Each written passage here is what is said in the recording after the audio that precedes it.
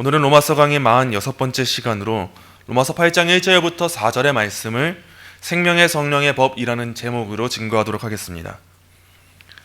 사도는 지난 말씀에서 거듭남 이후에도 여전히 잔재하는 죄로 인해 두 법의 충돌을 마주해야만 하는 곤고한 그리스도인의 삶의 모습을 다루었습니다. 분명 그렇습니다. 거듭난 그리스도인이라 할지라도 그 안에 하나님의 법을 따라 살고자 하는 갈망이 가득하다 할지라도 그리스도인은 이 삶을 결코 피할 수 없습니다. 이는 남의 이야기가 아니요 우리 자신의 이야기입니다. 사도는 로마서 7장에서 그러한 현실에 놓인 그리스도인의 실존과 성화의 문제를 다루며 마지막으로 어떻게 끝맺었습니까? 로마서 7장 25절입니다. 우리 주 예수 그리스도로 말미암아 하나님께 감사하리로다. 그런즉 내 자신이 마음으로는 하나님의 법을 육신으로는 죄의 법을 섬기노라. 아멘. 거듭난 성도는 사도의 고백처럼 자기 자신을 곤고한 사람으로 고백하겠지만 그 고백은 소망 없는 자의 고백이 아니었습니다. 소망 없는 자의 탄식이 아니었습니다. 비록 현재의 삶은 비참하며 참담하고 곤고한 삶이라 할지라도 그러한 우리의 현실이 하나님의 구원으로부터 우리를 탈락시킬 수 없기 때문에, 우린 이 사실을 알고 있기 때문에 그렇게 부르짖음에도 불구하고 누가 나를 이 사망의 늪에서, 이 몸에서 건져내시겠습니까? 누가 이 현실 가운데 최종적인 구원을 완성시키십니까? 사도는 이렇게 부르짖고, 그렇죠, 그렇습니다. 우리 주 예수 그리스도로 말미암아 제가 하나님께 감사합니다. 이렇게 고백했던 겁니다. 왜냐하면 우리에게 임한 구원은 철저하게 우리를 소유한 주인이신 우리 주, 우리의 구주이신 예수, 이 구원의 사역을 위하여 기름 부음 받은 자로서의 그리스도, 즉 우리 주 예수 그리스도로 말미암는 구원이기 때문입니다. 그렇기 때문에 사도는 마주하는 현실 가운데 때로는 무릎을 꿇고 절망을 마주한다 할지라도 그 가운데 소망을 잃지 않습니다. 구원이라는 것이 내게 있는 것이 아니구나. 나는 비록 지금 갈망이 있으나 이렇게 살아갈지라도 하나님께서 이루시는 구원은 이러한 나의 모습으로 인하여서 얻어지는 구원이 아니구나. 예수 그리스도로 말미암구나. 나의 주이시고 예수이시고 그리스도이신 우리 주 예수 그리스도로 말미암는 구원이 나에게 임했기 때문에 나는 이 현실 가운데서도 하나님께 감사할 수 있구나. 이 고백을 지난 본문에서 사도가 행했던 것입니다. 성도는 진정 죄책에 있어서 자유한 자들입니다. 그들에게는 어떤 죄책도 물을 수 없습니다. 왜냐하면 성도는 그리스도 예수와 함께 연합하여서 예수와 함께 십자가에 못 박힌 자들이기 때문이에요. 예수 그리스도의 십자가 사역은 예수님의 사역으로만 끝맺지 아니하고 그와 연합한 성도들에게도 유익이 주어졌습니다. 예수님께서 죽으신 이유는 죄의 대가는 사망이기 때문이에요. 죄의 삭은 사망이기 때문이에요. 그 사망이라는 대가를 위해서 예수님은 인간의 몸을 입고 이 땅에 오셔서 십자가에서 죽으셨습니다. 예수님은 그 모든 형벌을 다 겪으셨습니다. 근데 그러한 공로가 우리에게 주어지려면 무언가의 사건이 필요한데 그게 바로 그리스도와의 연합이에요. 우리 성도라 불리는 자들은요, 우리 개인으로만 존재하는 자들이 아니고 그리스도와 연합한 자들입니다. 우리는 죽지 않았습니다. 우리는 그 죄책을 짊어지지 않았습니다. 우리는 그 형벌을 받지 않았습니다. 그 형벌을 감당할 능력이 우리에게 없습니다. 우리는 자유할 능력이 없어요. 그런데 하나님께서 이루신 구원은 그러한 우리를 예수 그리스도와 연합하게 하사 예수 그리스도가 이루신 그 공로 가운데 우리 또한 그 죄책을 사함받은 존재로 여겨지는 것, 그게 바로 우리 하나님의 일하심이었습니다. 그러나 우리가 이전 7장의 말씀에서도 본 바와 같이 성도의 삶에는 여전히 죄의 권세가 영향력을 행사하고 있다는 것을 볼 수가 있습니다. 과연 이와 같은 삶 가운데 어떻게 선이 발생할 수 있을지 의문을 품을 정도로 죄의 권세는 우리의 삶에 참 많은 영향력을 행사하고 있지 않습니까? 선을 따라 살아가기 원하고 하나님을 참으로 예배하기 원하고 신앙생활 좀 똑바로 해보기 원하는 게 우리의 삶인데 그게 쉽습니까? 이때 성도는 과연 이런 나 자신에게서 거룩을 향한 무언가가 이루어질 수 있을까? 아니, 내가 진정 성도라 불리는 자는 맞을까? 나는 정말 성도인가? 나는 정말 그리스도와 연합한 사람인가? 그리스도의 죽으심만이 아니라 그리스도의 부활하심에도 연합한 사람이 맞는가? 나는 오늘도 이렇게 죄를 반복해서 짓는데 나는 오늘도 이렇게 넘어지는데 나에게서 과연 성화의 삶이 이루어질 수 있을까? 이렇게 의심할 때가 찾아옵니다. 우리 자신을 바라보면 이러한 구원을 신뢰하지 못하고 성화를 확실하게 신뢰하지 못할 때가 너무나도 많습니다. 그래서 사도는 7장에서 말씀을 끝맺지 않습니다. 오늘의 이어지는 8장을 통해서 이와 같은 칭의의 효력으로 말미암는 성화는 필연적으로 이루어지게 되고 확실하다는 것을 가르쳐서 우리와 같은 고민을 하고 있는 성도들에게 위로를 전해주고 있습니다. 그런 점에 있어서 독일의 루터파 경건주의자인 필립 야곱 스페너는요, 성경을 한 개의 반지에 비한다면 로마서는 그것의 보석부이고 그 가운데서도 8장은 가장 광채나는 부분이라고 했습니다. 수많은 성경의 구절들이 있죠. 수많은 성경의 부분들이 있어요. 성경 전체는 참 빛나고 아름답습니다. 근데 이런 비유를 드는 거예요. 성경 전체를 하나의 반지에 비한다면 로마서라고 하는 것은 그것에 있어서도 보석부에 해당한다. 그리고 그 보석부에 있어서도 가장 빛나는 부분이 어디냐? 로마서 8장이다 라고 말했습니다. 여기에서 성도에게 주어지는 가장 아름다운 소망을 발견할 수 있기 때문에 그는 이렇게 말한 거예요. 예를 들어서 우리가 여행을 갔을 때도 이런 비유를 들 수 있죠. 이 하나님이 만드신 모든 만물을 우리는 아름답다고 고백해야 돼요. 하나님이 만드신 이 자연 만물 중에 아름답지 않은 곳은 하나도 없어요. 그런데 여러분 각자 개개인에게 여행을 갔던 그곳 중에서도 유독 빛나고 유독 기억에 남는 그러한 장소가 있지 않습니까? 마찬가지로 이 스페너라는 사람 또한 성경을 그렇게 비유해서 설명한 거예요. 성경의 모든 부분이 다 중요하지만 그 중에서도 성경을 하나의 반지로 비유한다면 그 중에서의 보석부에 해당하는 게 바로 로마서다. 그리고 그 보석부에 있어서 가장 빛나는 게 로마서 8장이다. 이렇게 비유한 데 있어서는 아주 중요한 의미가 있겠죠. 또한 청교도 주석가 매튜 헨리는 자신의 주석에서 8장에 대한 개요를 기록하면서 이렇게 말했습니다. 참으로 많은 하나님의 백성들이 이 장을 통해 살든지 죽든지 영혼을 위로하는 샘을 발견하고 이 위로의 물줄기로부터 물을 만족스럽게 빨아들이고 또 구원의 물로부터 그 물을 즐겁게 퍼마시곤 하였다. 하나님의 그 은혜를 받은 성도들이 언제나 위로를 누리기 위해, 위로를 발견하기 위해, 지치지 않는 그 영원한 생수를 발견하기 위해, 그 근원을 발견하기 위해 찾아갔던 곳, 그것이 바로 로마서 8장이라는 거예요. 삶이 지치고 곤고한 삶을 마주한 성도들, 로마서 7장 14절부터 25절에 있었던 그 곤고한 사람의 위치에 처한 성도들이 진정 나는 구원받은 하나님의 자녀가 맞는가? 과연 나 자신에게서, 이러한 연약한 나에게서 거룩이 발생할 수 있는가? 나에게 임한 구원은 정말 최종적인 구원을 향해 가는가? 이렇게 의심할 때 그들은 하나의 샘을 발견하는 겁니다. 그게 바로 오늘의 본문 로마서 8장이에요. 하나님의 이 거룩하게 하심이, 성화가, 구원이 정말 끊이지 않는구나. 온전하게 이루어질 수밖에 없구나. 나에게 근거하지 않구나. 하나님의 일이구나. 이걸 발견할 수 있게 하는 게 바로 로마서 8장이라는 겁니다. 로마서 8장은 그리스도 예수 안에 있는 자에게 결코 정죄함이 없다라는 1절 말씀으로 시작해서 그 어떤 것도 그리스도 예수 안에 있는 하나님의 사랑에서 우리를 끊어낼 수 없다는 마지막 절로 끝맺습니다.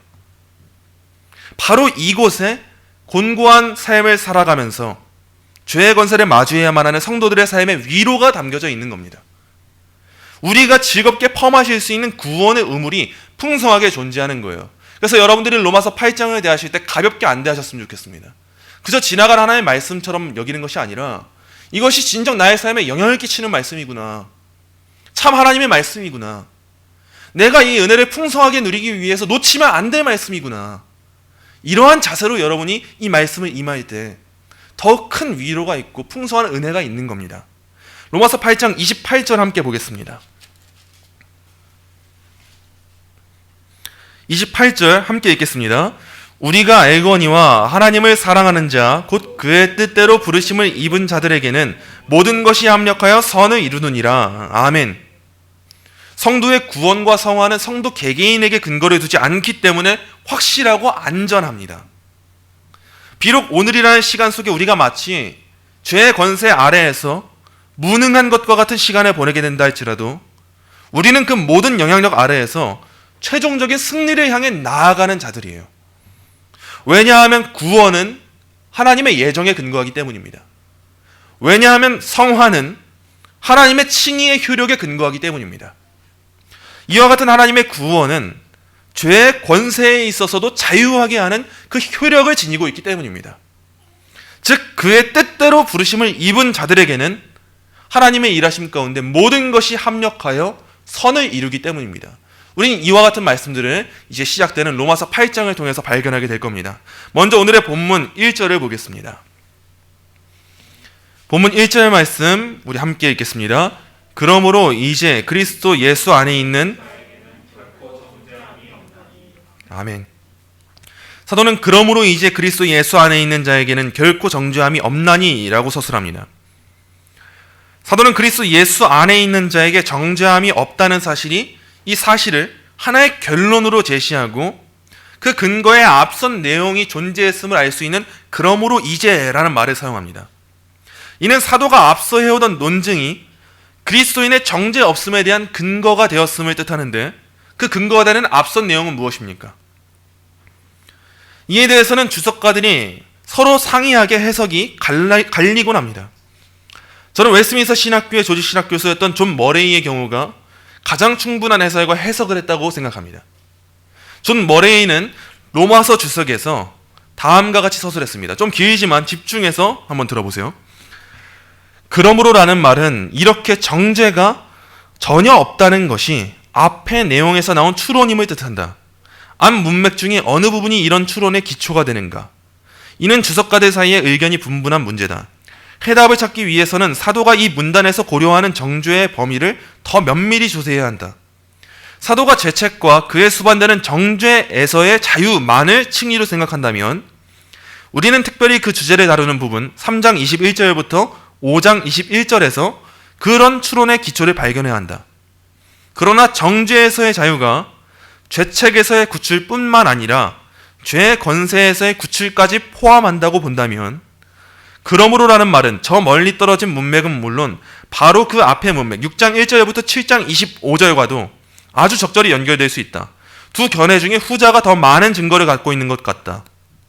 이 문맥에서 사도는 칭의와 그리스도의 사역의 속죄의 측면을 다루지 않고 성화를 다루며 또 우리를 죄의 권세에서 구출하시기 위해 그리스도 안에서 하나님이 행하신 일을 다루는 중이다. 그러므로 정죄함이 없다는 말의 중요한 의미는 죄책에서의 자유뿐만 아니라 죄의 권세에서의 자유도 포함한다. 이 존 머레이의 해설을 쉽게 풀어서 설명하자면요. 해석가들의 해석은 크게 두 가지로 나뉩니다.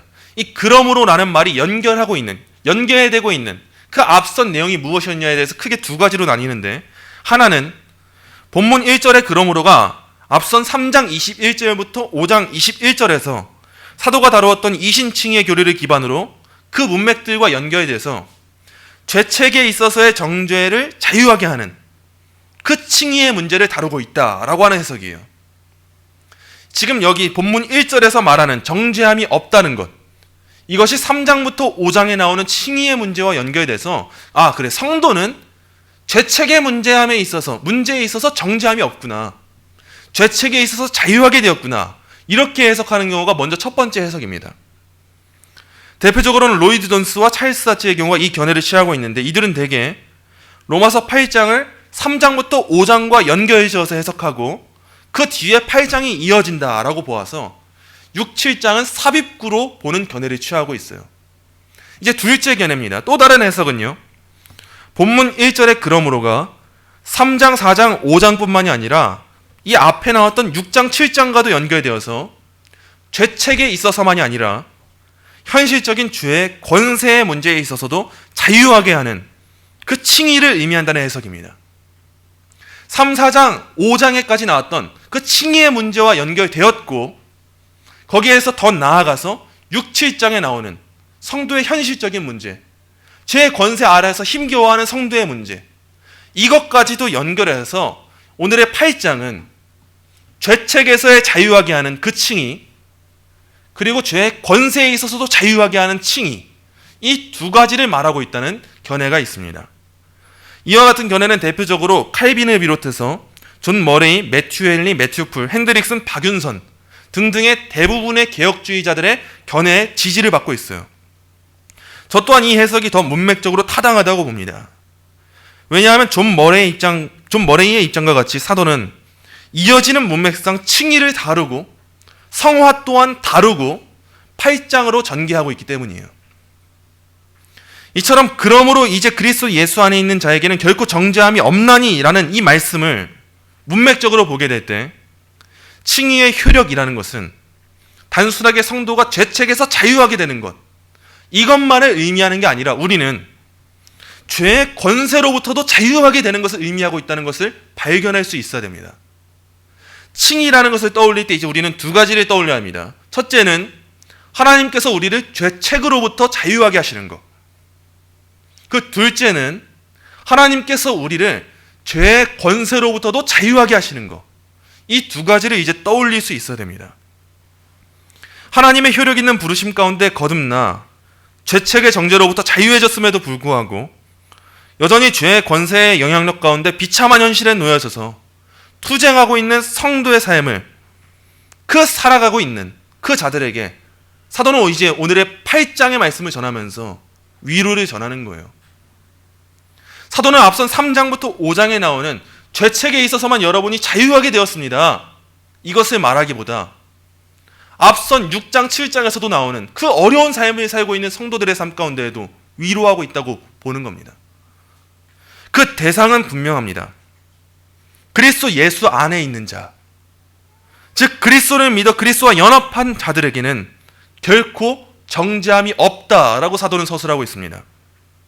칼빈은 1절에 내포된 의미에 대해서 다음과 같이 해설했습니다. 그들은 여전히 죄에 의해서 휘둘리며 공격을 당한다고 할지라도 육신을 따라서가 아니라 성령을 따라 살아가기만 한다면 사망 권세와 그 온갖 저주로부터 벗어날 수 있다는 것이다.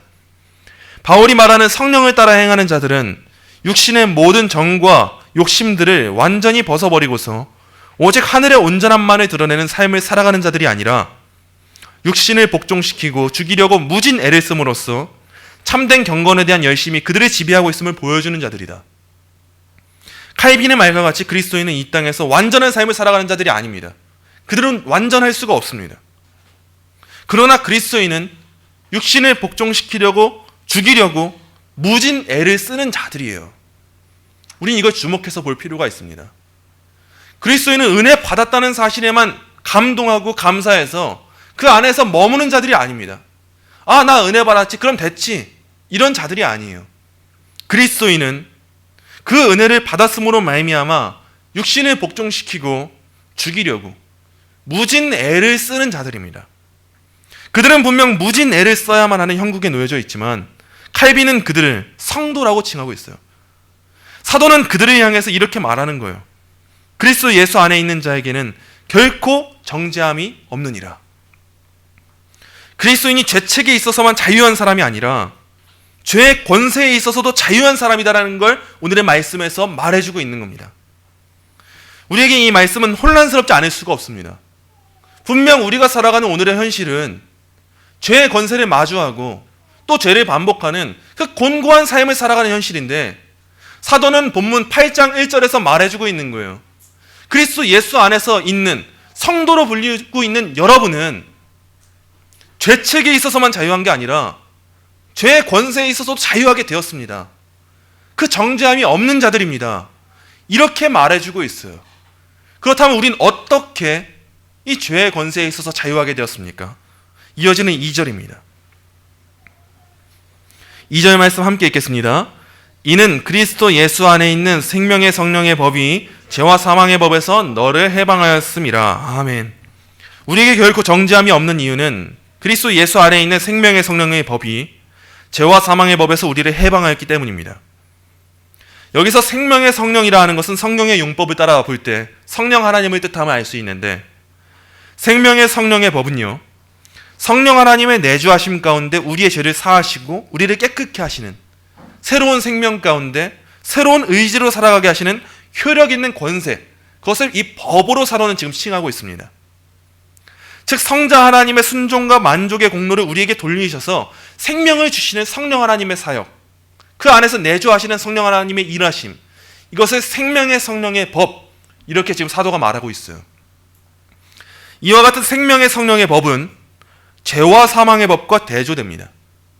죄와 사망의 법은 앞선 로마서 7장 21절 23절에서도 잘 보여준 것처럼 우리를 율법 아래 두어서 죄책과 죄의 권세에 가두려고 하는 것, 우리를 사망으로 이끌고자 하는 것, 그것이 바로 이 죄와 사망의 법입니다. 그러나 그리스도 예수 안에 있는 자들의 현 상태가 어떠냐는 거예요. 분명 우리는 이 두 가지 현실을 다 마주하는데 그 본질적으로 그들의 상태는 어떠한가? 이거에 대해서 사도가 이렇게 서술하는 겁니다. 생명의 성령의 법이 죄와 사망의 법에서 너를 해방하였음이라.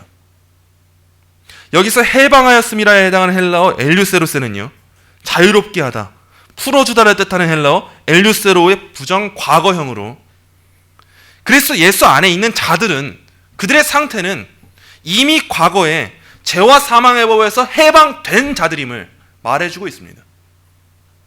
이미 과거에 단번에 이루어진 일로서 우리의 상태가 죄와 사망의 법에서 해방되었다라는 것을 말씀해서 말해주고 있는 거예요. 이미 이루어진 일로서 되돌릴 수 없는 일, 그게 바로 오늘의 본문에서 말해주고 있는 해방하였음이라입니다. 그리스도인은 그런 자들입니다. 그들에게 임한 생명의 성령의 법은 그리스도인의 자질로 말미암아 때때로 그들에게서 멀어지거나 효력을 잃고 변질되지 않습니다. 생명의 성령의 법은 우리를 떠나지 않습니다. 이 법은 분명 우리를 죄와 사망의 법에서 이미 해방했음을 본문에서 말해주고 있는 거예요. 그러므로 우린 이를 통해서 보게 되는 겁니다. 그렇다면 죄와 사망의 법에서 이미 해방된 자들은, 이미 단번에 그 법으로부터 상실되게 된 자들, 그 효력을 상실한 자들, 그 지배하에 놓여져 있지 않는 자들, 그들은 이제 성화의 삶을 살아갈 수 있는 겁니까? 없는 겁니까? 그들은 이제 죄와 사망의 법을 이겨낼 능력이 있는 자들입니까? 없는 자들입니까? 우리가 죄책에 있어서도 자유하게 되었고 죄의 권세에 있어서도 해방되었어요. 이제 그 무엇도 우리를 짓누를 수가 없어요. 죄책도 끝났고 죄의 권세도 끝났습니다. 그렇다면 그러한 존재로 부름받은 성도들은 곤고한 삶의 현실을 마주할 때 그 문제에서 육신을 따르지 않고 성령을 따라 행할 수 있는 자들입니까? 없는 자들입니까? 사도는 지금 이 문제를 말해주고 있는 거예요. 앞선 7장에서는 우린 이와 같은 현실을 마주해야 하는 자들입니다를 말했다면 이제 이어지는 8장에서는 그러한 우리들은 이제는 정죄함에 놓여져 있지 않습니다. 죄책에 있어서도 자유하게 되었고 죄의 권세에 있어도 해방되었습니다. 이미 과거에 이루어진 일입니다. 이 말을 말해주고 있는 이유가 뭡니까? 사도는 이걸 이제 말해주는 거예요.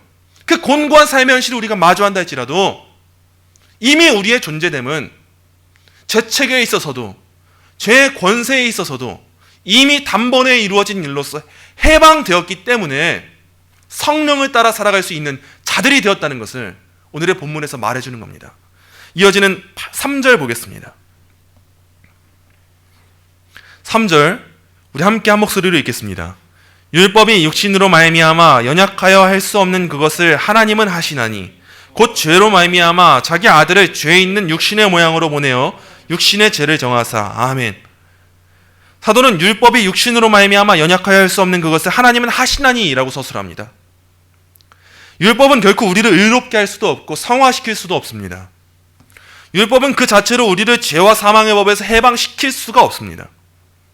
율법은 우리로 하여금 죄책에서도 또한 죄의 권세에 있어서도 자유하게 할 수가 없습니다. 율법은 분명 그 자체로는 하나님께서 제정하신 것이기에 거룩하고 의롭고 선하지만 우리 인간을 의롭고 거룩하고 선하게 만들 수는 없습니다. 즉 행위 언약으로서의 율법은 인간의 타락으로 말미암아 무용지물이 된 것이나 마찬가지예요. 그러나 율법이 할 수 없는 그것을 누가 하십니까? 하나님이 하시는 거예요.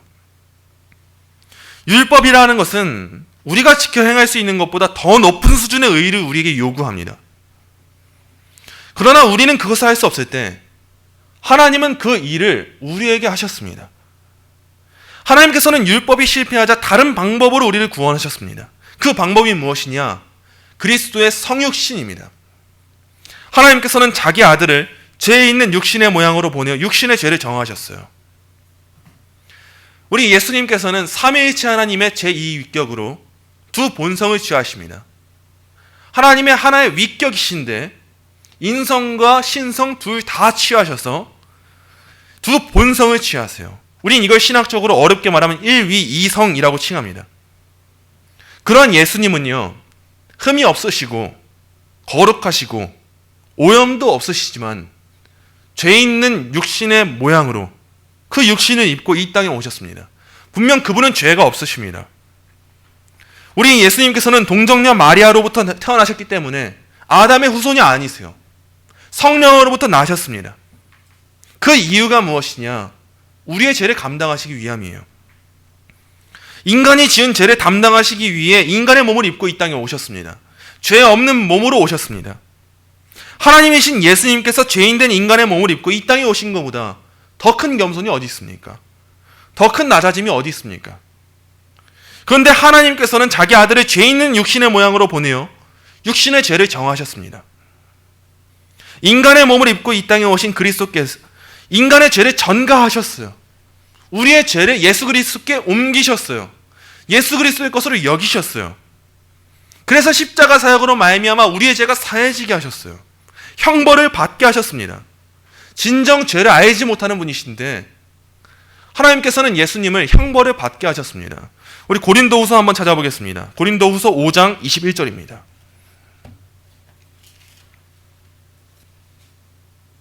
함께 있습니다. 하나님이 죄를 알지도 못하신 이를 우리를 대신하여 죄로 삼으신 것은 우리로 하여금 그 안에서 하나님의 의가 되게 하심이라. 아멘. 우리 예수님은 죄를 알지도 못한 분이에요. 그러나 하나님께서는 이와 같은 방법으로 구원을 이루셨습니다. 그 이유가 무엇입니까? 고린도후서 5장 21절에 기록된 것처럼 그 안에서 하나님의 의가 되게 하려 하심입니다. 다시 본문으로 돌아오면요, 칼빈은 로마서 8장 3절을 주의하면서 다음과 같이 서술했습니다. 그리스도께서는 자신의 것을 우리에게 주시기 위하여 우리의 것을 담당하셨다. 즉 그리스도께서는 우리의 저주를 짊어지셨고 우리에게 그의 복을 선물하셨다. 우리가 하나님 앞에서 의롭다 일컬음 받는 것은 결코 우리 자신의 공로로 말미암은 것이 아닙니다. 재차 말하지만 오직 그리스도의 순종과 만족이 우리의 것으로 여겨졌기 때문입니다. 우리는 짊어져 마땅한 죄책을 짊어질 수도 없고 율법에 대하여 온전히 순종할 수도 없으나 그리스도께서 육신의 모양으로 보냄받으사 우리가 짊어져 마땅한 죄책을 짊어지셨습니다. 그리스도께서 육신의 모양으로 보냄받으사 율법에 대하여 온전히 순종하셨습니다. 그 요구에 충족하셨습니다. 하나님께서는 이와 같은 그리스도의 순종과 만족을 우리의 것으로 여겨주셨어요. 우리 이사야 53장 5절 6절 한번 찾아보겠습니다. 함께 읽겠습니다. 그가 찔림은 우리의 허물 때문이요 그가 상함은 우리의 죄악 때문이라. 그가 징계를 받음으로 우리는 평화를 누리고 그가 채찍에 맞음으로 우리는 나음을 받았도다. 우리는 다 양 같아서 우리 모두의 죄악을 아멘. 그가 찔리고 상하고 징계 받으셨으므로 우리는 평화를 누리고 그가 채찍에 맞으셨으므로 우리는 나음을 받았습니다. 우리는 다 양 같아서 그릇 행하고 각기 제 갈 길로 가는데 여호와께서는 우리 모두의 죄악을 그에게 담당시키셨어요. 하나님께서 담당시키신 그 그리스도께서는요 육신의 모양으로 보냄을 받으셨습니다. 그 육신의 모양을 입으셨어요. 그리고 하나님께서는 그 그리스도가 입으신 육신을 형벌을 하셨습니다. 심판하셨습니다. 우린 단순하게 예수님께서 육신의 몸을 입으사 우리의 죄책을 감당하셨구나. 예수님께서 육신으로 오셔서 그 죄의 모든 값을 치르셨기 때문에 내가 죄에 있어서 자유하게 되었구나. 이것만 볼 때가 참 많아요. 그러나 이것만 알면 단면적인 하나만 아는 겁니다. 우린 그리스도께서 인간의 몸을 입고 이 땅에 오사 모든 형벌을 다 받으셨다는 거, 여기에서 그리스도께서 우리의 죄책을 사하셨다는 것을 봄과 동시에 또 다른 하나까지도 더 알아야 합니다. 존 머레이는요 오늘의 본절을 주의하면서 다음과 같이 말했습니다. 모든 사람이 공유하는 죄 많은 본성 안에서, 모든 사람이 죄의 지배를 받는 그 본성 안에서, 죄에서 자유로운 하나님의 아들이 취한 그 본성 안에서 하나님은 죄를 심판하시고 그 권세를 타도하셨다. 그런즉 예수는 단지 죄책을 말소하고 우리를 하나님께로 인도한 것만이 아니다. 그는 또한 권세로 행사하는 죄를 정복하사 죄의 노예로 있던 우리를 해방시켜 주셨다. 그리스도께서 육신을 입으시고 그 육신 안에서 형벌을 받으셨다는 것은 단순하게 죄책을 사하신 것만을 말하는 것이 아니고 또 다른 하나까지도 말하는 거예요. 그 육신의 특징이 무엇입니까? 그 육신에 거하고 있는 우리들의 모습이 어떻습니까? 죄의 권세를 마주하게 되잖아요. 그 죄의 권세를 마주할 힘이 우리 스스로에게 없지 않습니까? 그런데 하나님께서 그 아들을 육신의 모양을 입게 하셨다는 것은 무엇을 의미하냐? 그 육신의 모습 안에서 형벌을 감당하게 하시면 무엇을 의미하냐? 그것은 우리 인간이 받아야 될 죄책을 사하심과 동시에 우리 인간이 겪어 마땅한 그 죄의 권세까지도 하나님이 심판하셨다는 것을 의미하는 거예요. 여기서 바로 우리 성도들이 죄의 권세를 이길 힘이 무엇인지를 깨닫게 되는 겁니다. 그리스도께서 성육신하셨다는 것은 인간으로서 받아야 될 모든 시험을 다 그리스도께서 경험하셨다는 것, 그것을 의미합니다. 우리 예수님께서도 배고프셨고 굶주리셨어요. 고통을 아셨어요. 그러나 그 고통 가운데 모든 형벌을 다 받으셨습니다. 모든 유혹이 예수님께 주어졌음에도 불구하고 예수님은 단 한순간도 지신 적이 없어요. 단 한순간도 억울하게 무릎 꿇으신 적이 없습니다. 다 이기셨습니다. 마지막 형벌을 받을 때까지 다 이기셨습니다. 그 십자가 사역을 마치시고 부활하셨어요. 이것이 무엇을 의미하냐는 거예요. 우린 이걸 통해서 본문 1절의 의미를 더욱 바로 알게 되는 겁니다. 우리에게 임한 하나님의 구원, 그 예수님 안에 있는 자들에게 주어지는 정죄함의 없음, 칭의로 말미암는 자유함은 단순하게 죄책에서만의 자유함을 의미하는 것이 아니고 죄의 권세에 있어서도 자유하게 된다는 것, 그것을 한다는 것을 오늘의 말씀에서 함축하고 있는 거예요. 우리는 이 확신으로 살아가는 자들입니다. 우린 이 위로를 마르지 않는 샘으로 여기며 살아가는 자들입니다. 비록 우리가 이 땅 가운데 곤고한 현실에 마주한다 할지라도 죄의 권세가 그 예수님의 육신의 모양을 입으신 그 육신 가운데 심판을 당했고, 우리는 그리스도 예수 안에 있는 생명의 성령의 법으로 말미암아서 살아간다는 것, 이것을 오늘의 말씀이 전해주고 있는 겁니다. 마지막 4절 보겠습니다. 함께 읽겠습니다. 육신을 따르지 않고 그 영을 따라 행하는 우리에게 율법의 요구가 이루어지게 하려 하심이니라. 아멘. 그리스도 예수 안에서 칭의와 성화의 모두에 대한 율법의 요구가 만족됐습니다. 그리고 이와 같은 만족은 그리스도의 만족 그 자체로 끝맺지 아니합니다. 육신을 따르지 않고 그 영을 따라 행하는 우리에게, 즉 거듭난 그리스도인에게 율법의 요구가 이루어지게 하십니다. 이는 우리의 공로로 율법의 요구가 이루어짐을 뜻하는 게 아닙니다. 우리 그리스도께서 죄 있는 육신의 모양으로 이 땅에 오사 온전히 행하신 그의 순종의 공로가 우리에게 전가되어 우린 의로운 자로 여겨졌어요. 이건 전제예요, 이제. 그러나 이와 같이 의로운 자로 여겨진 자들, 그 그리스도의 공로를 받은 자들, 육신을 따르지 않고 그 영을 따라 행하는 자들은 결코 이 땅에서의 시간에 방탕하고 무절제하게 살아갈 수 없다는 겁니다. 예수님의 순종과 만족이 우리에게 공로가 되었으면 이제 우리의 전제입니다. 당연한 거예요. 우리가 아무리 순종하고 선행을 해도 그건 우리의 공로가 되지 않아요. 그러나 이와 같은 예수님의 순종과 만족이 우리에게 주어졌다는 것은, 그렇기 때문에 너네들은 아무것도 안 해도 된다는 말하는 게 아니라 이제 우리에게 그 공로로 말미암아서 죄책과 죄의 권세의 정죄로부터 자유하게 되었기 때문에, 생명의 성령의 법으로 살아가게 되었기 때문에 그 법의 원리와 지배에 따라 성령 하나님의 내주하심의 역사로 말미암아 거룩함에 날마다 진보하는 그 삶을 살아갈 것을 이제 우리에게 요구하고 있다는 겁니다. 말씀을 맺습니다. 사랑하는 성도 여러분, 우린 진정 죄의 권세로부터 자유하게 되었고, 그로부터 이제는 곤고한 삶의 현실 가운데 성령을 따라 살아갈 수 있게 되었습니다. 생명의 성령의 법이 이제 우리의 삶을 지배하기에 칼빈이 말한 육신을 복종시키고 죽이려고 무진 애를 쓰는 참된 경건에 대한 열심이 있는 삶을 살아갈 수 있게 된 거예요. 이제 우리 그런 자들입니다. 은혜 말하지만 진정 그 삶을 들여다보면 무방비하고 방탕한 삶을 살아가도록 하나님은 그런 삶을 우리에게 요구하신 것이 아니라는 거예요. 하나님의 법은 우리의 죄책에서도 자유하게 하셨고 죄의 권세로도 자유하게 하셨습니다. 그리고 이제 그러한 하나님의 법은 우리 안에 내주하시는 성령의 법으로 인하여서 이제는 율법의 요구를 이루어지게 하는 법이라는 것, 우린 이것을 잊어서는 안 됩니다. 앞선 로마서 6장 14절부터 15절 한번 보겠습니다. 함께 읽겠습니다. 죄가 너희를 주장하지 못하리니 이는 너희가 법 아래에 있지 아니하고 은혜 아래에 있음이라. 그런즉 어찌하리요? 우리가 법 아래에 있지 아니하고 은혜 아래에 있으니 죄를 지으리요? 그럴 수 없느니라. 아멘. 우린 그리스도와의 연합으로 말미암아 더 이상 법 아래에 있지 않고 그 은혜 아래에 있는 자들이에요. 지금 사도는 이걸 연속적으로 말해주고 있는 겁니다. 이어서 7장 4절부터 6절에 보겠습니다. 우리 한 목소리로 함께 읽겠습니다. 그러므로 내 형제들아 너희도 그리스도의 몸으로 말미암아 율법에 대하여 죽임을 당하였으니 이는 다르니 곧 죽은 자 가운데서 살아나신 이에게 가서 우리가 하나님을 위하여 열매를 맺게 하려 함이라.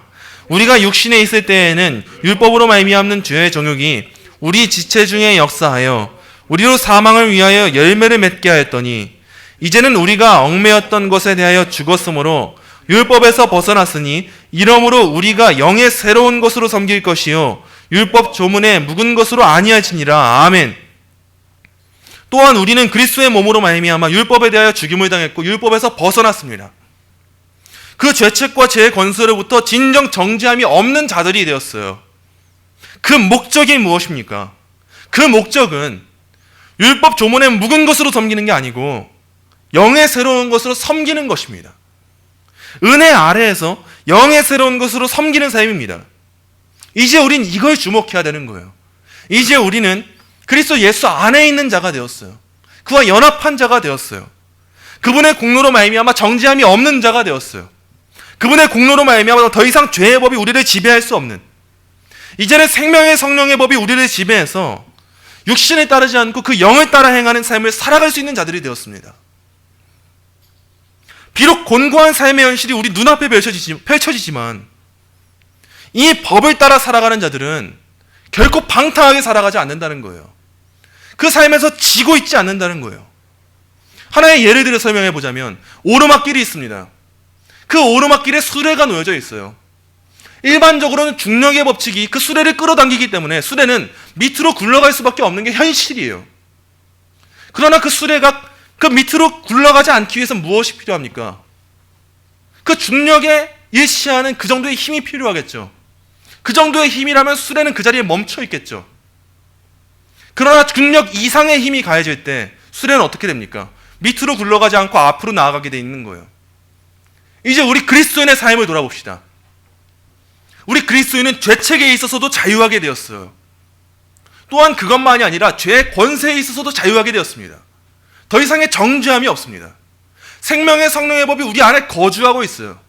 죄와 사망의 법을 이기고 있습니다. 한참 능가할 힘으로 이기고 있어요. 그렇다면 이제 우리가 그 수레만도 못한 삶을 살아가겠습니까?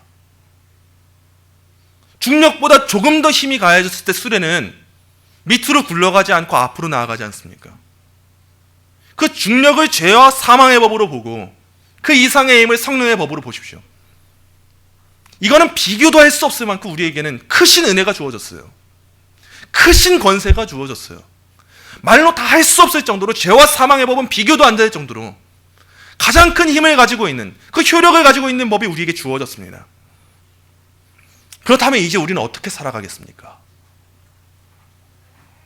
이제는 우리 안에 내주하사 우리를 인도하시는 성령 하나님의 힘입어 성도의 삶의 규범으로 주어진 율법의 요구를 깊은 감격과 감사함 가운데 지켜 행하기 위하는 삶, 그 삶이 우리 성도들의 삶이지 않겠습니까? 과연 언제까지 은혜 말하면서 그 나태한 삶을 반복하겠습니까? 언제까지 은혜 말하면서 하나님 저 곤고해요, 저 이거밖에 안 돼요, 저 아시죠? 저 여전히 이렇습니다. 그런데도 저 하나님 자녀죠. 이 정도 수준에 머물겠습니까? 우리 안에 주어진 법이 무엇이냐는 거예요. 진정 그 안에 생명의 성령의 법이 거한다면 그 정도 수준의 그리스도인으로서의 삶을 살아가겠습니까? 사도는 오늘의 본문 8장 1절부터 4절에서 진정 성도들이 살아내야 될 성화의 삶이 무엇인지를 말해주고 있습니다.